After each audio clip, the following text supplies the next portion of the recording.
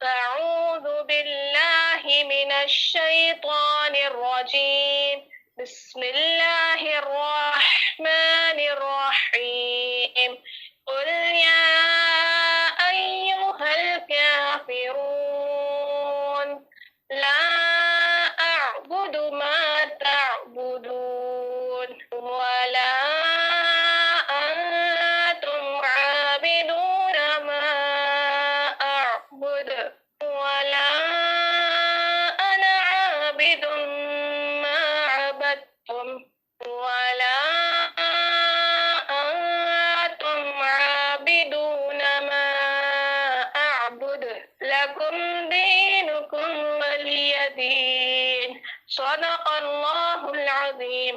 دیکھو اس صورت میں کیا بتا رہے اللہ تبارک و تعالیٰ فرماتے، پچھلے میں بھی میں بتائی تھی آپ لوگوں کو کہ قل کے معنی ہے فرمانا، قولنا. تو اللہ تبارک یہاں پہ بتا رہے کیا، آپ کہہ دیجئے. اللہ کے نبی صلی اللہ علیہ وسلم مخاطب اللہ کے نبی کو بول رہے اللہ تعالیٰ کہ اے کافرو، اے کافرو. کافرو مطلب کافر قوم. تو یہاں پہ اس کا یہ ہرگز مطلب نہیں ہے کہ ہم ہر ایک کافر کو نا کافر کافر کافر کہتے پھرے. دیکھو کافر کو کافر کہنا بھی نہیں ہے بتاتے. تو یہاں پہ کون سے کافر مراد ہے؟ یہاں پہ وہ کافر مراد ہے جو کہ کٹر کافر ہے. اب وہ ایمان نہیں لاتے، یعنی کتنی محنت ان کے پیچھے کر لو، کتنا زیادہ ان کے پیچھے پڑھ لو، پھر بھی وہ لوگ ہرگز بھی ایمان لانے کے بالکل، یعنی ان کو ہدایت ملی ہی نہیں ایمان کی، ان کو توفیق ہوگی ہی نہیں ایمان کی. تو ویسے کافروں کو یہاں پہ بتا رہے. نارمل جو کافر ہوتے ہیں نا ان کو نہیں بول رہے. ایسا نہیں کہ مطلب ہر مطلب یہ نہیں نکالنا. دیکھو تو کافر بول رہے تو کافروں کو، اب کافر تو ہے عذاب ہی.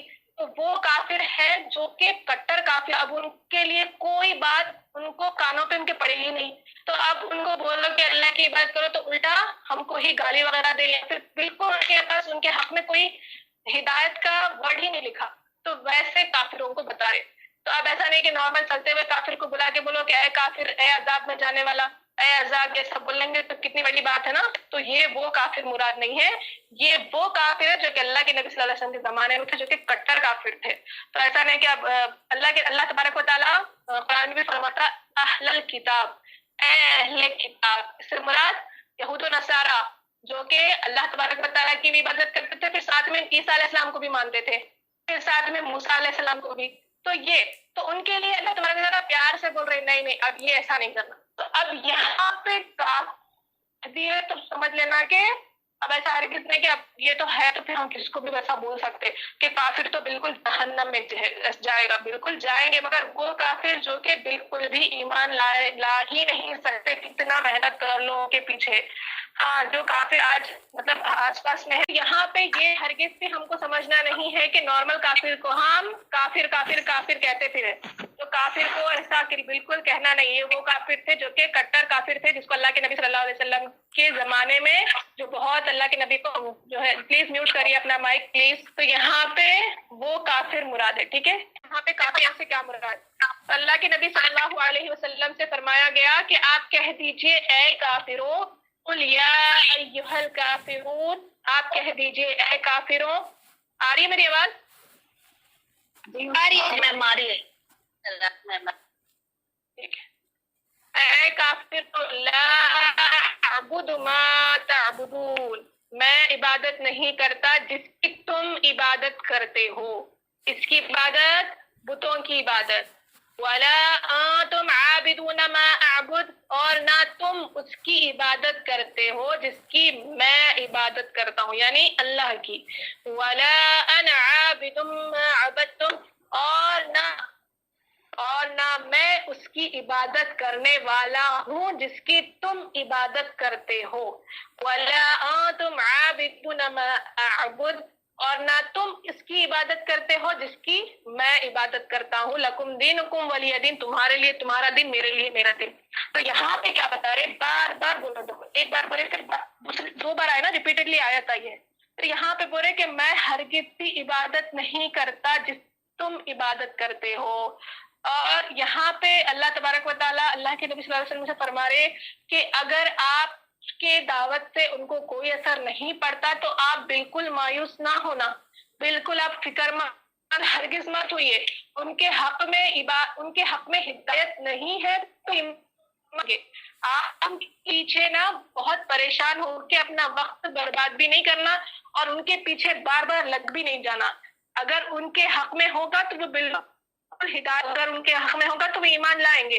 ہاں ان کے پیچھے پڑیے جو ابھی ایمان پہ تھوڑا سا ہے، چلو ہاں ان کے دل میں آ گیا کہ ہاں ابھی ہم ایمان لگے، تو ایسے لوگوں پہ اللہ کے نبی کو اللہ تبارک و تعالیٰ بتا رہے کہ اس پہ محنت کرو، اور جو کٹر ہے ان کو تو بالکل چھوڑ دو. تو یہاں پہ بتا رہے کہ جس کی تم عبادت کرتے اس کی میں عبادت نہیں کرتا، جس کی میں کرتا ہوں اس کی تم نہیں کرتے، اور میں اس کی عبادت کرنے والا ہوں جس کی تم عبادت کرتے ہو، اور نہ تم اس کی عبادت کرتے ہو جس کی میں کرتا ہوں. تمہارے لیے تمہارا دین، میرے لیے میرا دین. ٹھیک ہے، یہاں پہ دیکھو تو یہاں پہ کیا بتا رہے، حضرت عائشہ رضی اللہ عنہا نے فرمایا، رسول اللہ صلی اللہ علیہ وسلم نے فرمایا ہے کہ سب سے پہلے دیکھو اس کی فضیلت ہم لیں گے، پھر اس کی تشریح میں بتاتی ہوں آپ کو. اس کی فضیلت کیا بتا ہے، حضرت عائشہ رضی اللہ عنہا فرماتی ہیں کہ جب یہ سورت نازل ہوئی تو اللہ کے نبی صلی اللہ علیہ وسلم کا معمول یہ تھا کہ فجر کی سنتوں میں پڑھنے کے لیے، یعنی فجر کی سنتیں جو ہوتی ہیں نا، فجر کی 2 رکعت سنت 2 رکعت پر، تو سنت میں فجر کی ہو یا مغرب کی ہو، اللہ کے نبی صلی اللہ علیہ وسلم ہمیشہ سورۃ الکافرون اور سورۃ الاخلاص پڑھا کرتے تھے فجر کی 2 سنتوں میں. فجر کی 2 سنتیں ہیں نا، تو اس سے کیا ہوتا ہے کہ ہم بھی انشاءاللہ اسی طرح سے ہم بھی اپنا عمل بنائیں کہ ہم بھی فجر کی 2 رکعت سنت میں سورہ اخلاص اور سورہ کافرون ضرور پڑھا کرے. اور یہاں پہ ایک بات یہ بھی بتائی گئی کہ صحابہ سے منقول ہے کہ انہوں نے رسول اللہ صلی اللہ علیہ وسلم کو صبح کی سنتوں میں اور بعد مغرب کی سنتوں میں بکثرت یہ 2 صورتیں پڑھتے ہوئے سنا.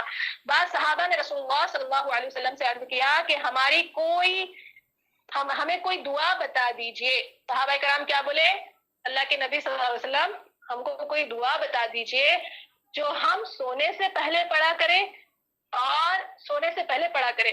آپ صلی اللہ علیہ وسلم نے فرمایا قل یا ایھا الکافرون پڑھنے کی تلقین فرمائی، یعنی یہ سورہ قل یا ایھا الکافرون سونے سے پہلے پڑھا کرو.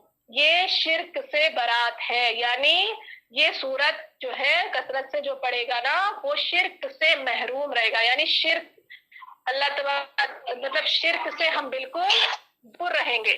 اللہ ہم کو شرک میں بالکل نہیں جانے دے گا. آ رہا نا سمجھ میں؟ تو یہ اس طرح سے ہم سورت کو سونے سے پہلے ضرور پڑھ لیا کریں. اور پچھلے بھی اس میں درس میں بتائی تھی سورہ معوذتین، قل اعوذ برب الفلق، قل اعوذ برب الناس، سورہ اخلاص. تو ٹوٹل 4 صورتیں سونے سے پہلے پڑھ لیا کریں.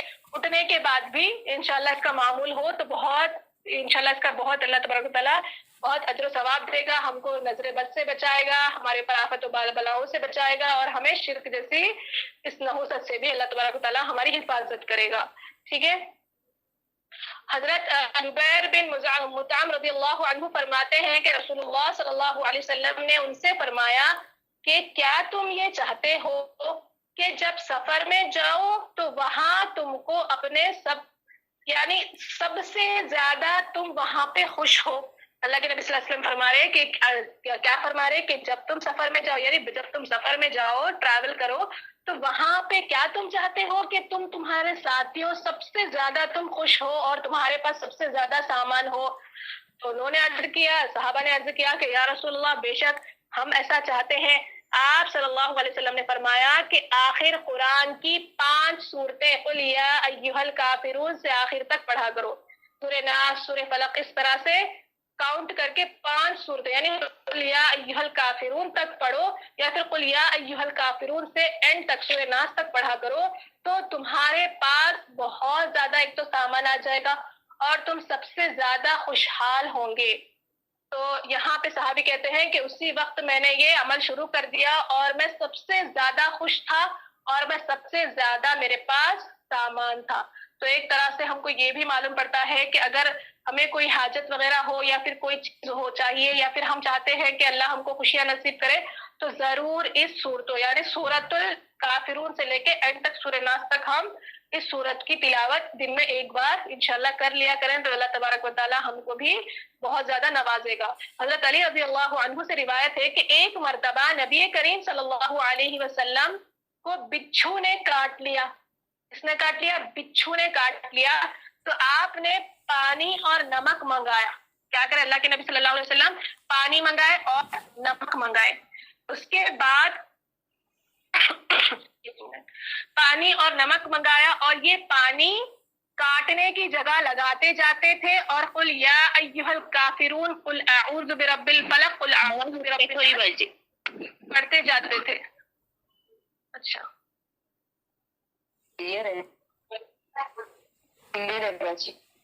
اوکے، اللہ کے نبی صلی اللہ علیہ وسلم کیا کرتے تھے کہ اللہ کے نبی کو ایک بار بچھو کاٹ لیا تو کیا کرے، پانی منگائے، نمک منگائے اور بار بار لگاتے جاتے اور سورہ کافرون سے سورہ ناس تک پڑھتے جاتے تو اللہ تبارک و تعالیٰ نے ان کو شفا عطا کر دی تھی۔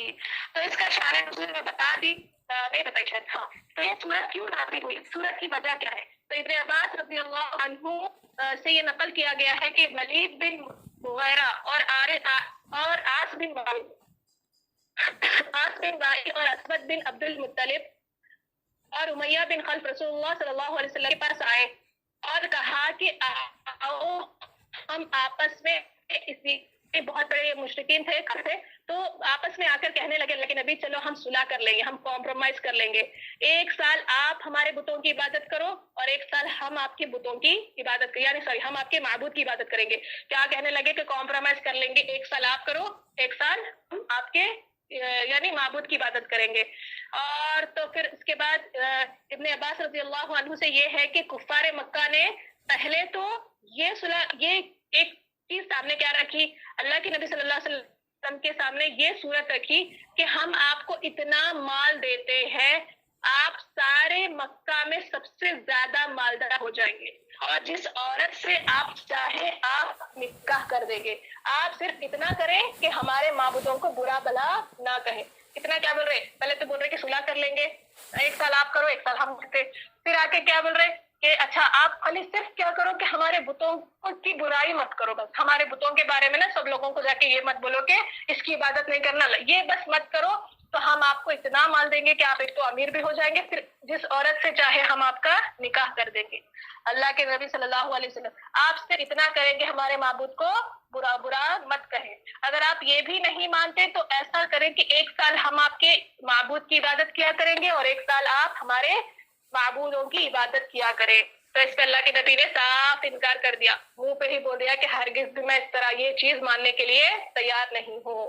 اور کی روایت ہے کہ حضرت ابن عباس رضی اللہ عنہ سے یہ کہ کفار مکہ نے آپس میں کیا صلح کیا، یہ صورت پیش کی تھی کہ آپ ہمارے بتوں میں سے بعض کو صرف ہاتھ لگا دیں، کیا بولے کہ آپ نا صرف ہاتھ لگا دیجیے ہمارے بتوں کو اور پھر ہم آپ کی تصدیق کرنے لگیں گے، یعنی ہم آپ کو مان لیں گے، اب آپ اللہ کے نبی بول کے ہم مان لیں گے، بس آپ کیا کرو ہمارے بتوں کے اوپر ہاتھ رکھ دو بس۔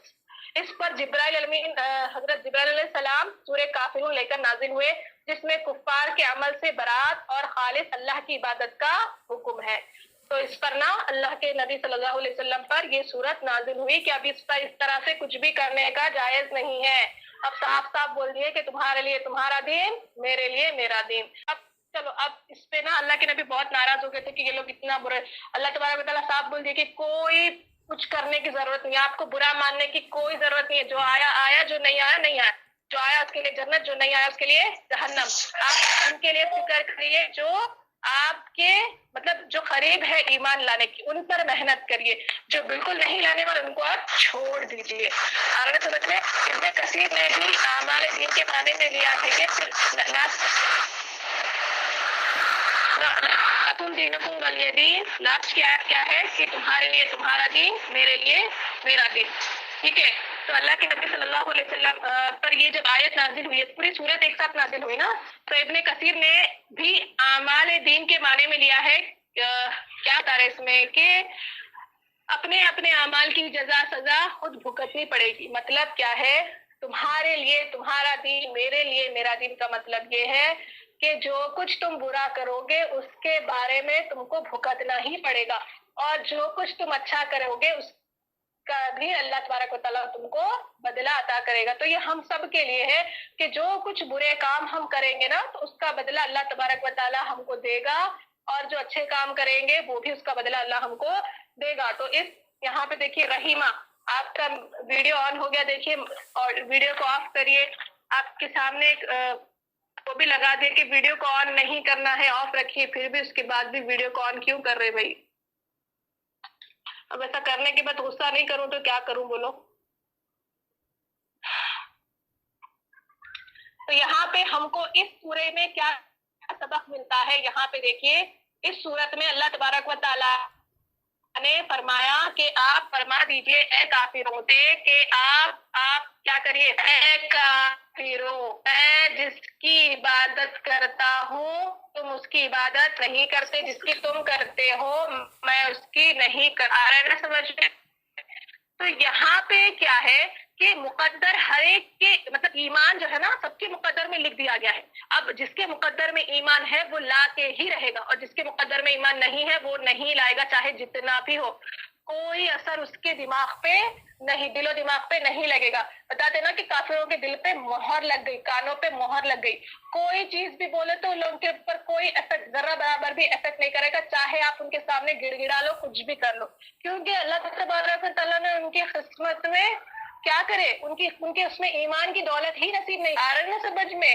تو یہ لکھی ہوئی بات اللہ تبارک و تعالیٰ کی طرف سے. تو یہی بتا رہے کہ ہر کافر, یہاں سے کیا ہے نا کہ ہر کافر مطلب وہ نہیں جو کہ پھر بھی ایک بات, تھوڑے کافر ایسے بھی ہوتے ہیں کہ ان کے دل میں تھوڑا سا ہوتا ہے کہ ہاں ایمان اسلام بہت ہے, تو شاید ان کے لیے نا آخر میں اس کے بارے میں کیا ان کے ایمان لانے کی شاید وہاں پہ ہو سکتی ہے, ایک پاسبلٹی ہے کہ وہ ایمان لائیں گے. لیکن وہ کافر جو کہ کٹر ہو, نہیں بالکل دشمن ہو اسلام کے, تو وہ بالکل ان کے لیے وہ جو ہے کرنا کوئی ضرورت نہیں. بولے اللہ تعالیٰ بھول جاؤ, ناممکن ہے, ختم, اب چھوڑ دو.